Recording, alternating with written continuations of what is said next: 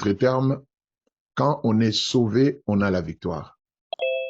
Et être sauvé, c'est avoir une victoire ou avoir la victoire. La Bible dit, tous ceux qui sont nés de Dieu, en d'autres termes, tous ceux qui sont sauvés, tous ceux qui sont nés de Dieu triomphent du monde. Nous pouvons dire, tous ceux qui sont sauvés ont la victoire sur le monde. Et le monde, il y a dans le monde les diables, les démons, les forces obscures et beaucoup tant d'autres choses qui sont là dans le monde dont nous avons la victoire. La victoire sur les péchés, la victoire sur les démons, la victoire sur les mauvais esprits. Nous avons cette victoire. Alors, il est important de continuer à cultiver cet esprit en nous. Et lorsque nous prêchons certaines choses, c'est vraiment dans l'objectif de renforcer votre capacité de croire en Dieu, de continuer à marcher avec le Seigneur avec un esprit positif, un esprit de victoire, de ne pas vivre Dieu avec la peur, avec les inquiétudes et les soucis. Je ne dis pas que ça ne peut pas venir, ça peut venir, mais être toujours capable de surmonter la peur. N'oubliez jamais que le diable n'a pas une puissance plus grande que votre peur. Le diable n'a pas une puissance plus grande que votre peur. Votre peur est son gas station. C'est là où le diable vient s'approvisionner en énergie pour vous vaincre. Et si le diable veut te vaincre, il va s'approvisionner dans votre peur. Et ce qu'il va faire, c'est qu'il va tout faire pour que vous soyez dans un état de peur, de crainte, afin de lui permettre de contrôler vos émotions et de contrôler vos actions aussi. Nous sommes enfants de Dieu, nous marchons dans la victoire et sans crainte. À maintes reprises dans la Bible, le Seigneur nous exhorte. Ne vous inquiétez de rien. Ne vous inquiétez de rien. Et pour commencer ce séminaire, j'aimerais bien que tu puisses savoir que ta capacité de vaincre les diables réside dans le fait que Jésus-Christ est tout pour toi. C'est-à-dire la considération du Christ comme étant le bien suprême. C'est ce qui est le premier pas vers une vie de victoire. Si Jésus-Christ n'est qu'un moyen pour toi, tu finiras toujours par te retrouver en train de te plaindre, en train de pleurer, en train de t'inquiéter, si Jésus n'est qu'un moyen. Mais si Jésus-Christ est un but, et que Jésus-Christ, pour toi, est le bien suprême, en d'autres termes, je peux tout manquer, mais quand j'ai Jésus-Christ, j'ai la paix, j'ai la joie de vivre avec lui. C'est là que vous faites les premiers pas dans la victoire. Mais lorsque Jésus-Christ n'est pas encore devenu un bien suprême dans votre vie, où vous ne comprenez pas l'importance de placer Jésus-Christ au-dessus de tout, et que c'est lui qui vous rend heureux. Vous n'êtes pas heureux à cause de vos voitures, de vos maisons. Vous savez, il y a des milliardaires dans ce monde qui témoignent que l'argent est bon pour nous satisfaire dans certains besoins.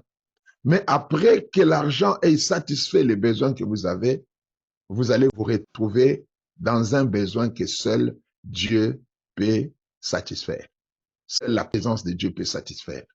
C'est pour cela que si vous allez dans le milieu, moi je vis aux États-Unis, vous allez tel qu'à Hollywood, vous voyez toutes les stars du cinéma, de la musique et tout ça avec tous les milliards de dollars qu'ils génèrent dans leurs activités et la vie d'opulence et de luxe qu'ils vivent, mais ils sont toujours toxicomanes. Ils sont sous la drogue, ils sont dans l'alcool, ils sont dans les orgies sexuelles, ils sont dans des pratiques sensuelles vraiment dégradantes. Pourquoi? Parce qu'il y a un vide.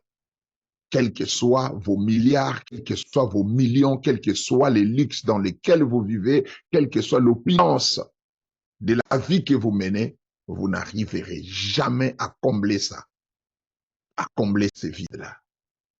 Les vides laissés par Dieu ne peuvent être comblés que par Dieu. C'est pour cela que je nous exhorte à nous tous que Jésus reste le bien suprême au sein de ta vie. Moi qui vous parle, votre père et votre ami, ce n'est pas que tous les jours, j'ai toujours ce que j'ai besoin. Je n'ai pas toujours ce que je désire. Je n'ai pas toujours l'argent dont j'ai besoin. Mais sauf que j'ai Jésus-Christ dans ma vie et cela me suffit.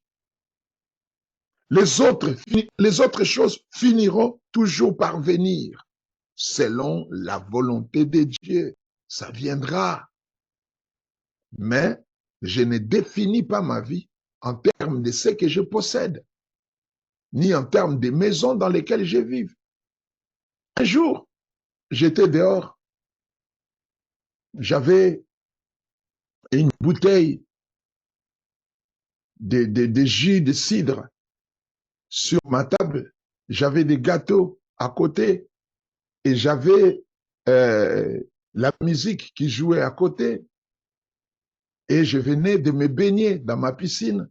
Je sors, je m'assois et je regarde, les idées commencent à venir, mais Abraham, tu vois, tu as laissé tous tes papiers en Europe, tu as laissé tout. Le diable est venu. Au sein de cette tranquillité, le diable est venu quand même me dire que tu as laissé tes papiers, ta maison, tu as envoyé ta voiture en Afrique, tes appareils, tes trucs de studio sont perdus. Le diable est venu vraiment me les rappeler. Je vous dis, bien aimé, le diable vient parler dans nos têtes, dans nos cœurs. Et tu te retrouves ici, tu n'as pas de papiers, tu n'as encore rien et les choses tardent. C'est comme si j'étais un peu emporté dans ça pendant quelques minutes. Et le Saint-Esprit m'a dit, hey, où vas-tu? Le Saint-Esprit m'a ramené dans mes premiers pas dans la foi. Dans mes premiers jours dans la foi. Lorsque j'ai marché dans les rues de Zongo, en Équateur, avec des sandales déchiquetées. J'appelle ça sandales, mais nous appelons ça babouche. La gomme déchiquetée, des pantalons troués, des chemises en lambeaux.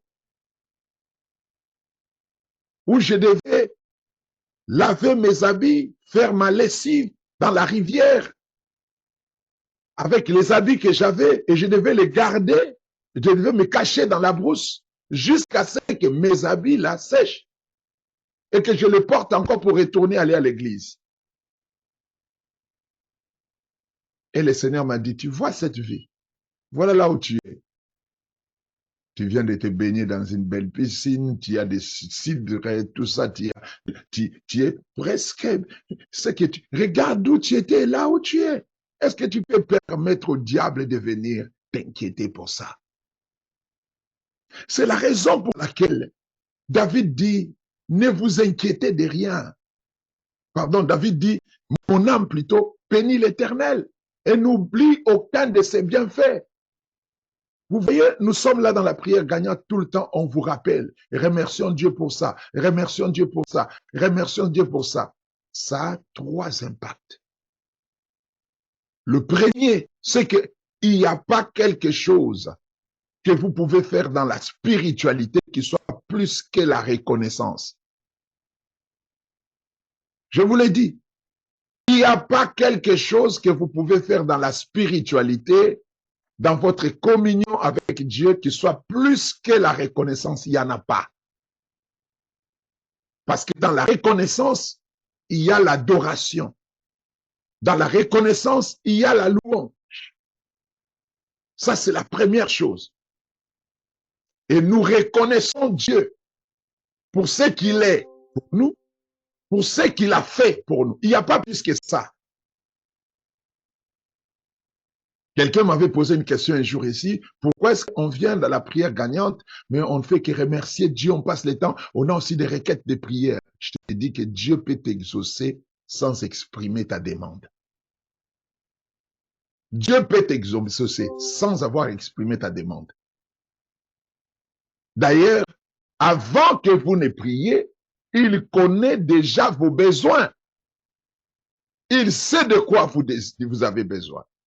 La Bible dit dans Matthieu chapitre 6 que je vous avais fait lire hier, que lorsque vous priez, ne multipliez pas de vaines paroles, parce que votre Père sait déjà de quoi vous avez besoin avant que vous ne commenciez à prier.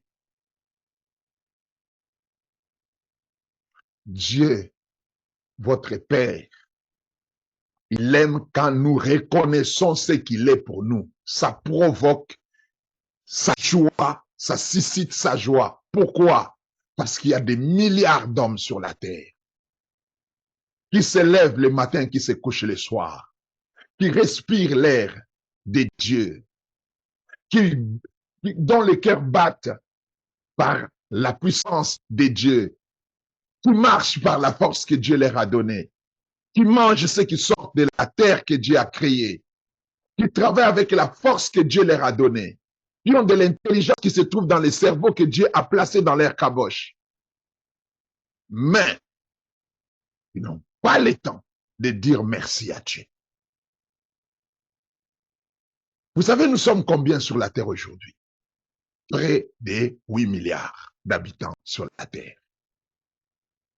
Vous savez combien de gens ont adoré Dieu aujourd'hui? Combien l'ont remercié? Qui ont adoré le Père? C'est pourquoi je vais vous parler du Père. Pas de Dieu, mais du Père. Combien l'ont reconnu comme étant leur Père? Combien? Enlevé déjà dans ces 8 milliards, près de 2 milliards 800 millions de musulmans. Enlevez-les déjà. Enlevez près de 1 milliard 200 millions d'hindous, de bouddhistes, de sikhistes, des idolâtres. Enlevez-les. Nous sommes restés combien? Enlevez maintenant les satanistes. Enlevez les athées. Enlevez les animistes. Les nombres diminuent. Et puis nous restons dans la chrétienté. Comme on dit, nous sommes environ 3 milliards 900 millions de chrétiens dans la chrétienté. Et à l'intérieur, là, il y a des catholiques, il y a des Mpevialongo, il y a des trucs bizarres à l'intérieur. Il y a des faux prophètes avec des grandes églises, des faux pasteurs avec des grandes églises. Parce que Dieu veut qu'on l'adore en esprit et en vérité. Et ceux qui accomplissent cette mission d'adorer Dieu en esprit et en vérité, je ne suis pas en train d'exagérer. Peut-être qu'ils ne sont pas plus de 1000 sur la terre. Écoutez ce que je vous dis. Ne regardez pas les stades qui sont remplis de gens qui viennent louer et chanter. Ne regardez pas ça. Ne regardez pas toutes les personnes qui disent « Jésus, Jésus ». Il lui-même a dit « Tous ceux qui me disent « Seigneur, Seigneur » n'entreront pas tous dans le royaume ». À l'époque de Noé, le monde était aussi rempli plus qu'à notre époque. Il n'y avait que 8 personnes qui étaient entrées dans l'arche. C'est-à-dire qu'il n'y avait que 8 adorateurs. Alors, quand tu élèves ta voix pour remercier Dieu pour ce qu'il est, pour ce qu'il a fait, c'est un acte héroïque. C'est un acte révolutionnaire dans notre génération. Et ça touche le cœur de Dieu. Je ne parle pas des adorations flatteuses, des louanges d'amadouement, où vous essayez de caresser Dieu pour qu'il vous donne quelque chose. Non. Vous le reconnaissez d'abord, sincèrement, pour ce qu'il a fait, même si après ça, vous n'aurez rien, mais vous reconnaissez ce qu'il a déjà fait. Les hommes se plaignent dans le corps que Dieu leur a donné. Ils se plaignent dans les corps. Il est dans les corps que Dieu a donné et ils se plaignent. Ils respirent l'air de Dieu. Et ils disent, Dieu ne fait rien pour moi. Qu'est-ce que Dieu fait pour moi? Qu'est-ce que Dieu fait pour moi? Hein? Moi, depuis que je suis né, tu es né comment? Comment tu es né? Comment tu es venu sur la terre? Comment tu as eu ce corps? Qui t'a donné tes parents? Comment tu as pu vivre 40 ans, 50 ans, 30 ans, 25 ans sur la terre? Comment? Les actes que Dieu pose pour nous, les choses que Dieu fait pour nous, je les répète encore ici, il faut que nous puissions restaurer l'esprit de cette plateforme. Ce que Dieu fait pour nous les choses que Dieu fait pour nous sont plus nombreuses que ce que nous n'avons pas.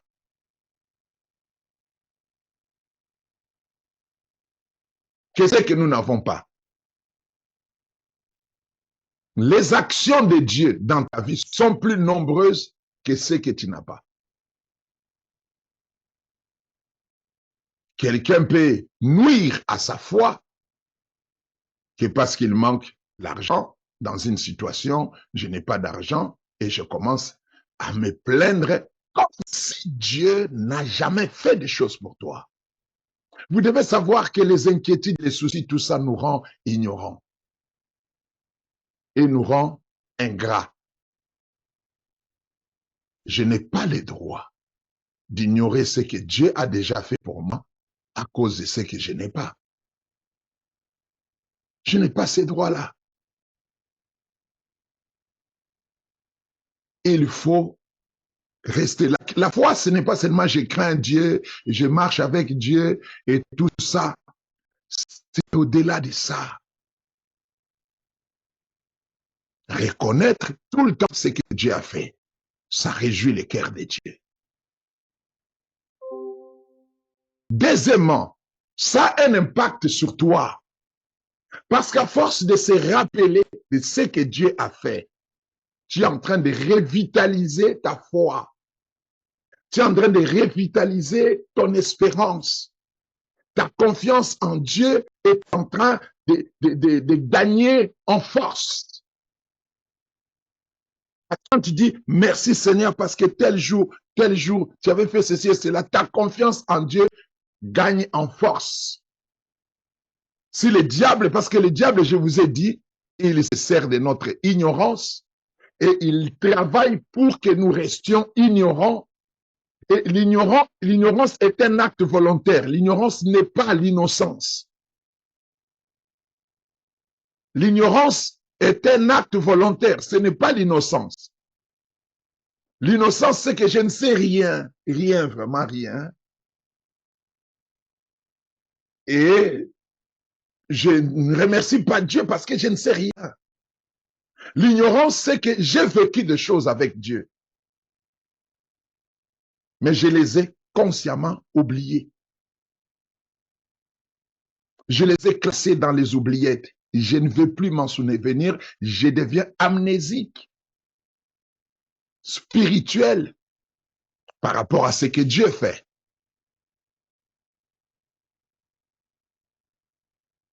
Vous ne connaissez pas l'impact que l'ingratitude, l'ignorance de ce que Dieu fait pour vous peut entraîner au sein de votre foi, de votre vie spirituelle, dans votre relation avec Dieu.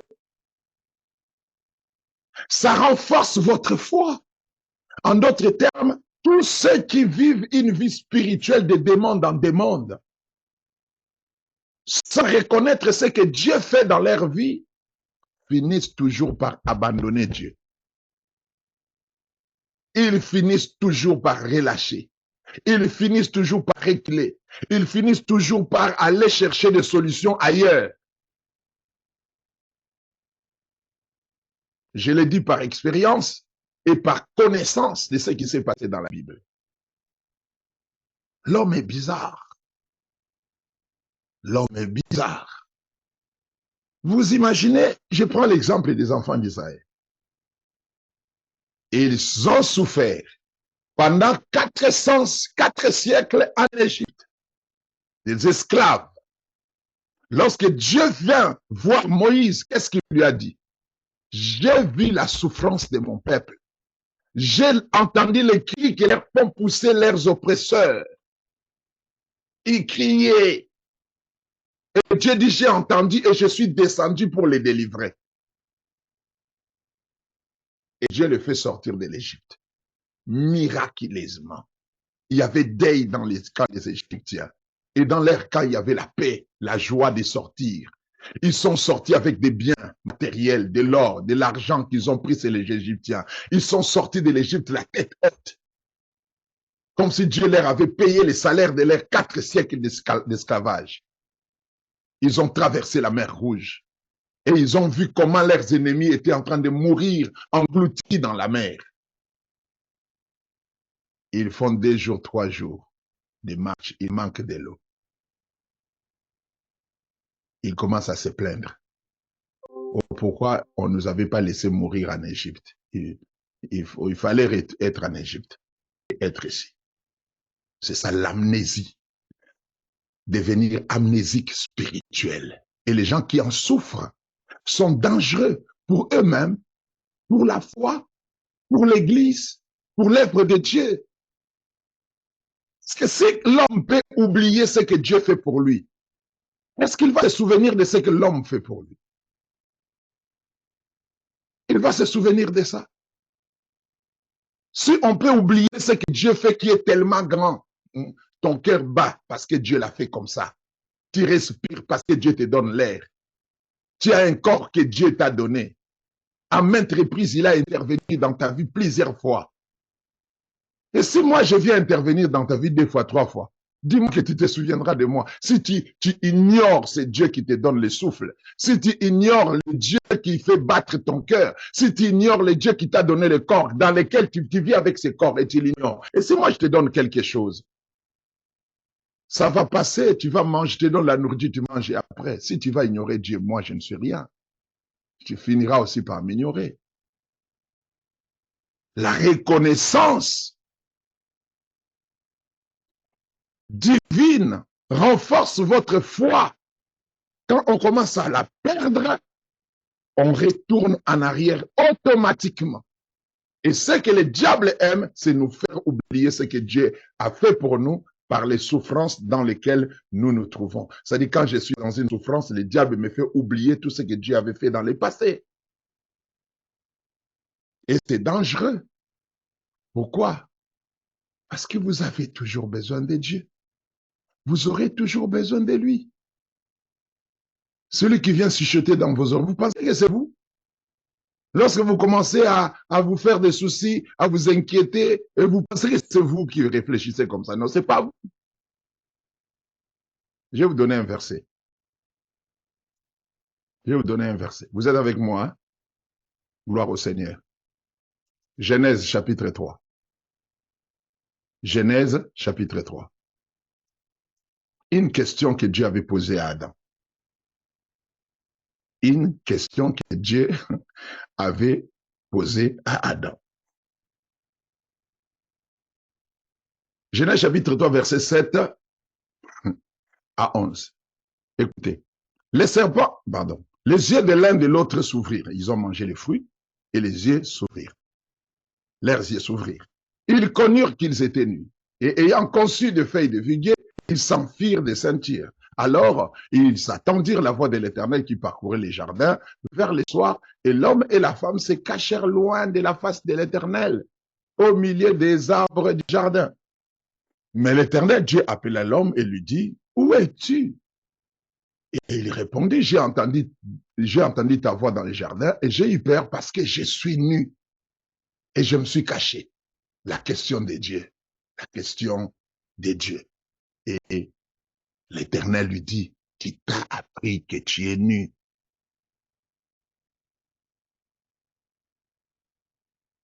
Qui t'a appris? Pour Dieu, ça ne devait pas venir d'Adam. Quelqu'un l'a appris. Pour Dieu, ça ne devait pas venir d'Adam. Quelqu'un l'a appris. Je manque de ceci, je manque de cela, je suis malade, je suis comme ça, et je ne vois rien dans ma vie. Qui a mis ça dans ta tête? Ne pense pas que c'est toi. C'est le produit d'une collaboration avec l'ennemi. C'est lui qui vient nous mettre ça. Comme je vous ai dit un jour, j'étais là bien, j'ai passé ma journée très bien, tranquillement, et du coup, boum, tu as laissé tes affaires en Europe, tu as laissé tes papiers et tout ça. Et effectivement, j'étais dans une situation comme ça. Je n'avais plus pas de papiers aux États-Unis, je n'avais rien. Et tout ça, ça a failli me faire oublier le confort dans lequel j'étais. Et ça a failli me faire oublier mes débuts dans la foi. Quand Dieu m'avait dit, je n'avais même pas une carte bancaire, rien dans ma poche. Tu n'as rien, quoi. Tu n'as rien, tu es comme une pierre quelque part dans un désert. J'ai failli oublier ça. Et quand le Seigneur me l'a fait rappeler, j'ai tombé en larmes. Je pleurais. J'ai pleuré. Ma femme est sortie, elle avait remarqué qu'il y avait quelque chose. Il y a quoi? Il y a quoi, docteur? Il y a quoi? J'ai dit non, rien, rien, rien, il n'y a rien, il n'y a rien, il n'y a rien. Écoute, tous ceux qui sont là, nous allons commencer le séminaire sur le Père demain. J'aimerais bien te dire, Dieu est ton Père. Dieu est ton Père. Écoute ça bien. Dieu est ton Père.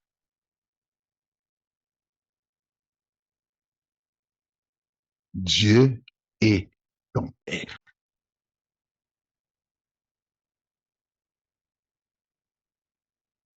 Et il t'aime beaucoup.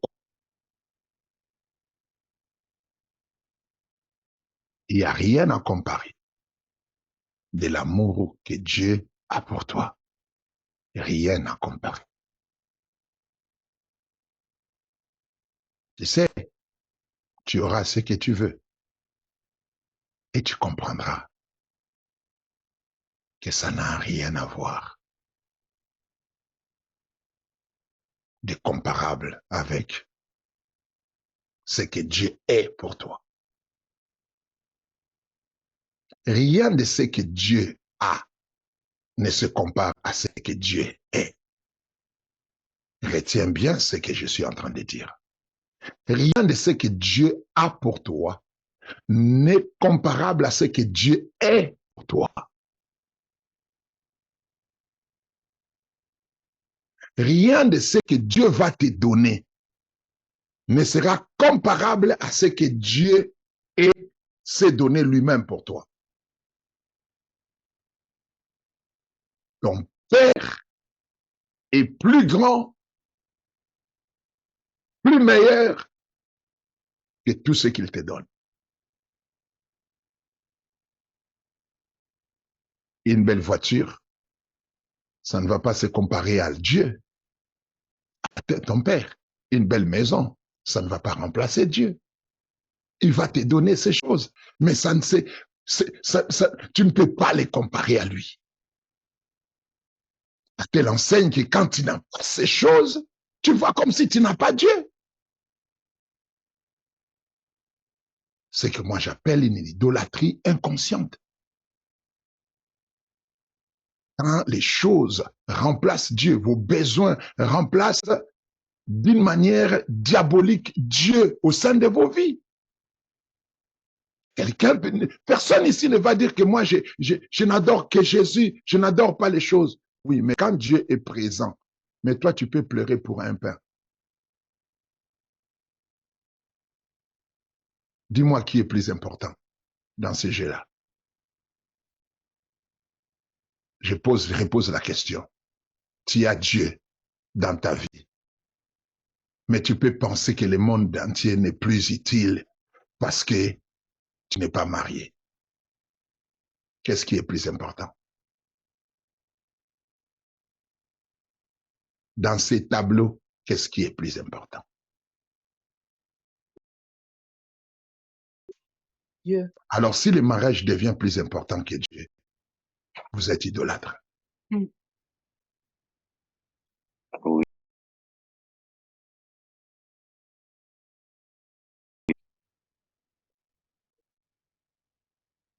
Et vous devez comprendre la vérité sur ce genre de choses. Dans cette Jésus plateforme, est plus que tout. nous ne Jésus est prêchons plus pas que tout. une foi superficielle, mais une vie avec Dieu. Et j'aimerais bien que chacun de vous puisse le savoir. Je sais que Dieu bénit les gens. Moi-même, je le vois dans ma vie. Il y a des moments, tu manques vraiment, tu manques tout. Comme si tu n'avais pas la parole de Dieu, tu peux perdre complètement l'espoir. Mais quand Dieu commence à intervenir, tu oublies. Vous savez, les problèmes dans nos vies, c'est comme c'est nous les mangeurs des foufous. On va vous les faire comprendre. Nous, les mangeurs des foufous, on peut vous les faire comprendre. Vous savez, les foufous ont un goût neutre. Ça a un goût neutre. Et des fois, je me pose la question, pourquoi j'aime les foufous? Parce que ça n'a pas du sucre. C'est pas sucré, c'est pas salé, c'est pas sucré, c'est pas salé, c'est pas aussi. Mais même si tu as de la nourriture bien succulente à gauche sur ta table, si tu n'as pas ça, tu as l'impression que tu ne vas pas bien manger. Et quand tu as faim, tu penses que quand tu vas manger, ça sera, je ne sais pas comment. Moi, j'aime manger. Et quand on met le foufou là, on met les choses que j'aime à la table, avant de manger, tu sens comme si tu vas entrer au ciel. Mais une boule, 2 boules, 3 boules, 4 boules, le ventre se remplit seulement comme ça. Tu laisses même la nourriture sur la table. Quand je n'avais pas de voiture, à l'époque où je n'avais pas de voiture, oh, je me disais, si j'ai une Mercedes, si j'ai telle voiture, si j'ai ceci et cela. Dieu, il faut jouer avec Dieu. Nzamba okine la olipamboli moko pour l'action que oza zoba. En français, nous disons que Dieu va, je ne sais pas okine là, en français, je ne sais pas ce mot-là, en français. Qui peut m'aider là? Okine là. Dieu va te donner une bénédiction comme ça. Brutalement. Béni brutalement. Béni Oui. brutalement. Il va te bénir en excès. Ah. En excès. Dieu va te bénir en excès pour te faire comprendre que tu es stupide. Et le jour où tu as cette bénédiction-là, tu manques les mots à dire à Dieu. Les jours où j'ai eu ma première voiture, c'était pas n'importe quoi, une Mercedes. Et je roulais avec ça. Et après, j'entrais chez moi à la maison, je priais, j'ai oublié aussi que j'avais une voiture. Des fois, je peux passer 2 jours, 3 jours dans la maison, comme j'aime rester à la maison, dans la maison qui est dehors. J'ai oublié que j'avais une voiture dehors. Alors, soyons toujours reconnaissants. La dernière chose que la reconnaissance apporte dans ta vie, c'est que ça continue à te maintenir dans la bénédiction. Ça te maintient dans la position d'éligibilité à la bénédiction divine. David a reconnu ce que Dieu avait fait dans la brousse et il a vaincu Goliath. Je vous ai expliqué ici des notions spirituelles très profondes que lorsque j'avais posé la question un jour ici, qui a déjà voyagé? Tout le monde avait répondu. Mais le voyage, c'est un déplacement d'un point A à un point B. Vrai ou faux? Est-ce que vous pouvez me répondre? Vrai. Tu quittes un point A vers un autre point. C'est ça le voyage. Ouais. Donc si je quitte chez moi, je vais au marché. J'ai voyagé. Et Dieu, avant de venir en Europe, j'ai prié pour venir en Europe. Et puis Dieu m'a dit, tu vas aller en Europe un jour. Et quand le moment est arrivé où je devais aller en Europe, j'ai perdu le désir d'aller en Europe. Et Dieu l'a ressuscité. Quand Dieu l'a ressuscité, je n'avais pas d'argent. Un fou a prophétisé sur moi qui quitte ce pays. Dieu ne te veut plus dans ce pays. Je rentre, maman Jolie est là, elle est témoin. Quand je parle, il y a un témoin. Je rencontre maman Jolie, je lui dis, je vais aller en Europe maintenant. Il y avait moi, maman Jolie et ma mère qui vendaient ses arachides dans un coin de Kinshasa, à Yolo. Et on est assis à côté de notre maman, moi et maman Jolie, et je leur ai dit ensemble que je vais aller en Europe. Ma mère me regarde et Jolie me regarde. Je dis oui, je vais aller en Europe. Parce que les deux savent ma situation financière. Elle savait que je n'avais rien. Et puis j'ai dit, je vais aller. Le temps est arrivé, je vais aller. Et ma mère m'a encouragé. Elle m'a dit, tu vas aller. Et maman Jolie m'a dit, tu vas aller. Et comment on va commencer? Maman Jolie a dit, je vais aller vendre mes bijoux. Les bijoux que je l'avais offerts, elle est allée vendre ça. L'argent était toujours insuffisant. Pour voyager, il faut 5 000 à 7 000 dollars. Et moi, je n'avais rien. Quand moi, je lui ai vendu ces bijoux, on avait pris 180 ou 200 comme ça dollars. Et une amie à maman Jolie m'a emprunté de l'argent. Et j'avais 400 et quelques dollars. Et puis j'ai dit, je vais aller. Je vais en Europe. J'ai salué tout le monde. Les gens sont venus me voir à la maison, mes amis et tout ça. J'ai dit, je voyage, je vais en Europe. Et je n'avais que 4. Est-ce que vous comprenez? Est-ce que vous avez la foi? Est-ce que les gens ont la foi? Beaucoup de gens parlent de la foi, ils ne connaissent pas la foi. Qu'est-ce qui m'avait motivé? Je dormais. J'ai dit, je vais aller, mais comment? Je n'ai pas d'argent. Le Saint-Esprit m'a dit, Dieu va pourvoir. Et puis, comment? Et Dieu m'a dit, un jour tu étais à Lemba, tu voulais aller prêcher à Massina. Tu as quitté la maison à pied. Il m'a rappelé une histoire qui s'était passée à Kinshasa. Tu as quitté la maison à pied pour aller à Massina prêcher. Tu es arrivé à Super Lemba. Là, j'habitais à Ngaba. Tu es arrivé à Super Lemba. Tu as rencontré quelqu'un que tu ne connaissais pas. L'histoire, c'était que j'ai rencontré une personne qui était sortie de sa voiture et qui avait fait tomber son portefeuille. Et moi, j'allais prêcher. Et dans le portefeuille, il y avait l'argent. L'argent est sorti comme ça. Vous savez, le diable peut tenter un pasteur à devenir voleur aussi. Le diable est prêt à tout. Il est prêt à tout. L'argent est sorti, beaucoup d'argent, les dollars sont sortis comme ça. Moi, je n'ai même pas un rond pour payer les transports. Et je ramasse ça. Et le monsieur est entré dans un magasin. Je l'ai suivi là-bas. Je lui ai donné son portefeuille.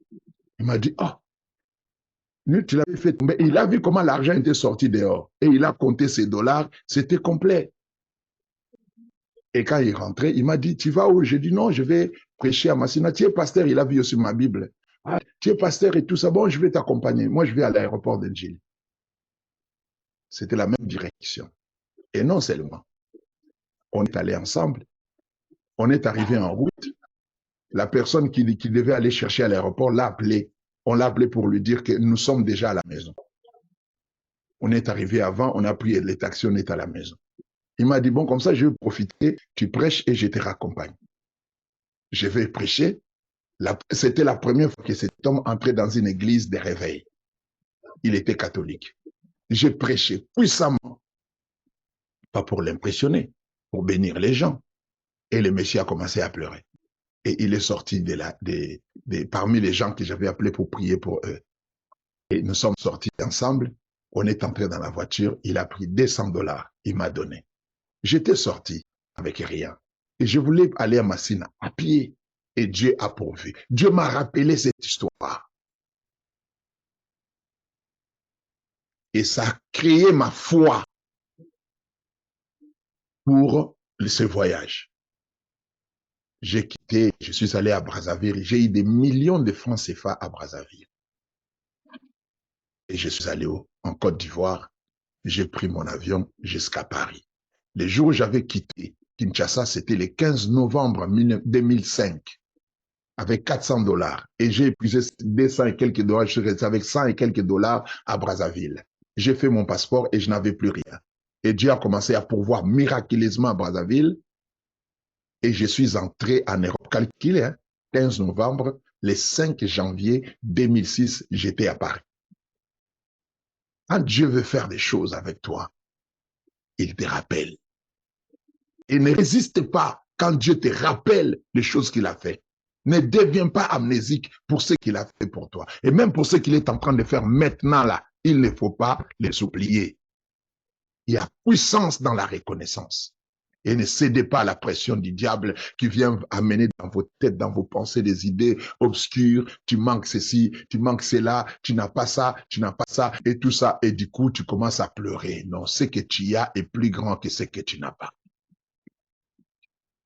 Même si tu n'as pas de château, aucun château n'est plus grand que Dieu.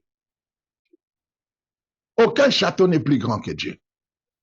Ce que tu as est plus grand que ce que tu n'as pas. Rien de ce que tu auras dans l'avenir ne sera plus grand que ce que tu as déjà. Aucune maison n'est plus grande que le souffle que tu respires là. Aucun château n'est plus beau que ton corps. À quoi sert d'avoir un corps malade et de vivre dans un château? Si tu ne respires pas, est-ce qu'une belle voiture aura de l'importance pour toi? Si tu as un cœur malade,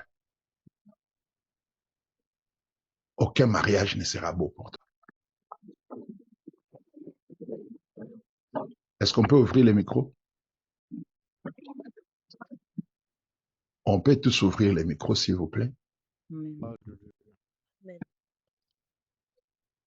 Est-ce que quelqu'un peut dire Amen? Amen.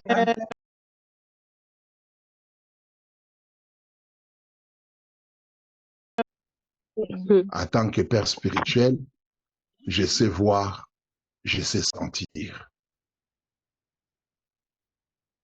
Quand l'ennemi essaye de s'implanter dans les cœurs et dérouter les gens de leur voyage paisible dans le monde de la foi avec Dieu.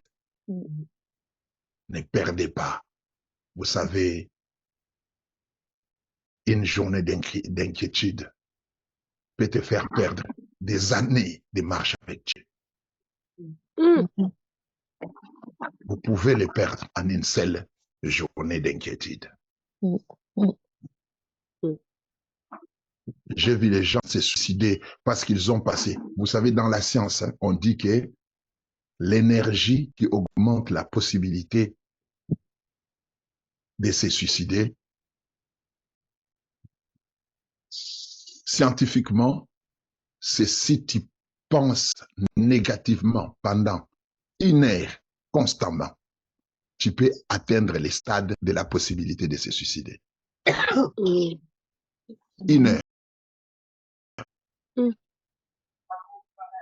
Ne jouez pas avec ça.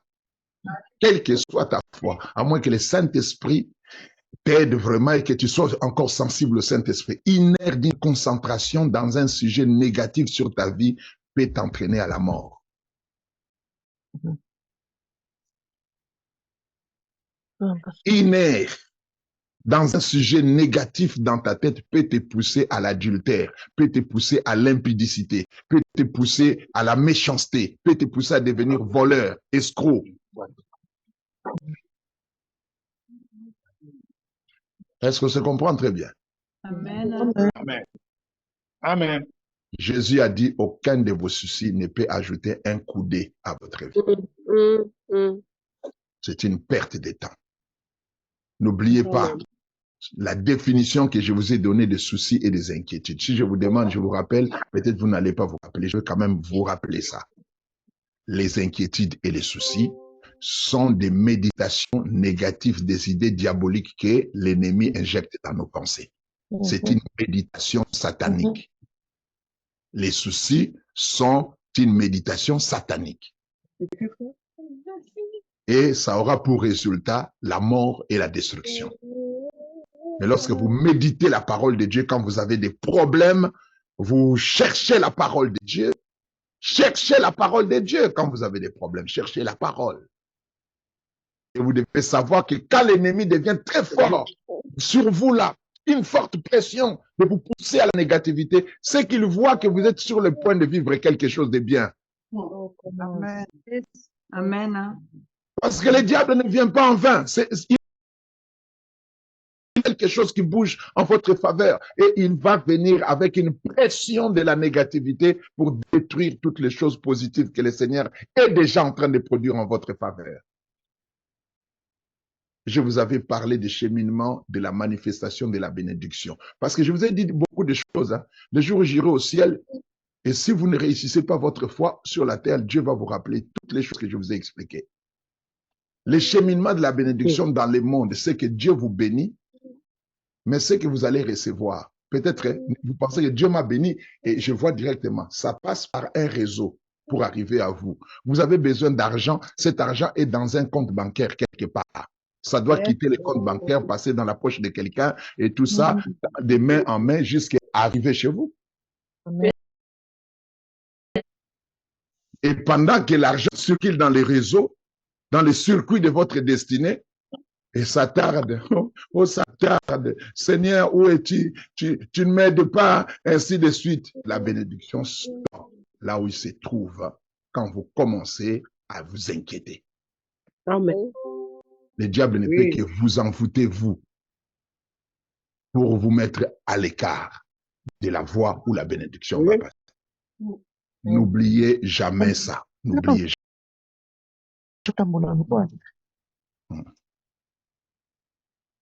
Il ne faut pas oublier.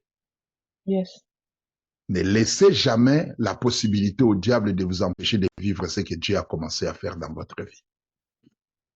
Comment éviter de ruminer votre passé négatif ou vos échecs du présent?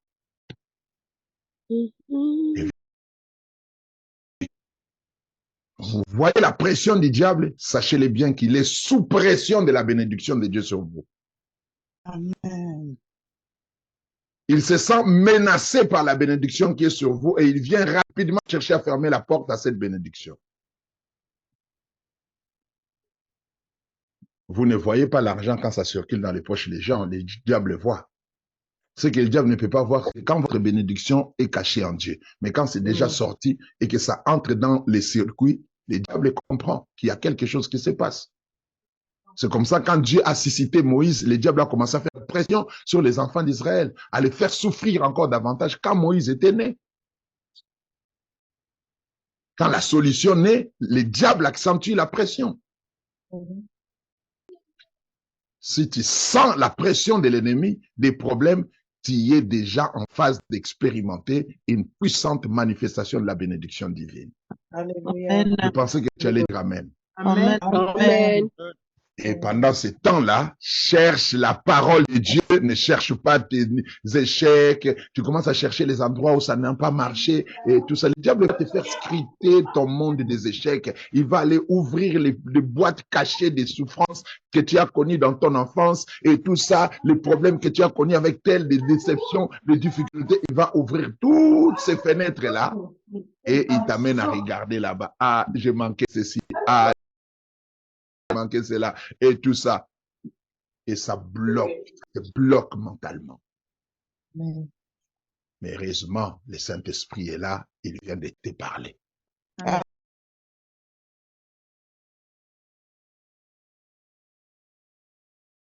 Ta foi retourne au top et la bénédiction continue son chemin dans le circuit de ta destinée au nom de Jésus-Christ. Amen. Tu as oublié que tu es une fille de Dieu, que Dieu s'occupe de toi. Répands-toi. Tu as commencé à penser que tu es malheureux ou malheureuse parce que tu manques telle chose alors que Dieu est avec toi. Amen. Répands. Je ne suis pas en train de vous dire vous pouvez pécher, commettre l'impudicité, voler, tuer. Non, non. Ces choses-là sont dangereuses. Je vous ai déjà expliqué ici. Ça peut être aussi l'une des raisons parce que ça crée des ruptures dans votre communion avec Dieu et vous n'êtes pas assez alimenté spirituellement par la force de vous maintenir ferme devant les assauts mentaux du diable. Les assauts mentaux du diable plutôt. Donc, c'est pour cela qu'il faut mettre tout dans le package. Craindre Dieu et garder un esprit positif sur base de la parole du Seigneur. Amen. Amen. Eva va nous conduire dans une prière de 10 minutes. On va clôturer.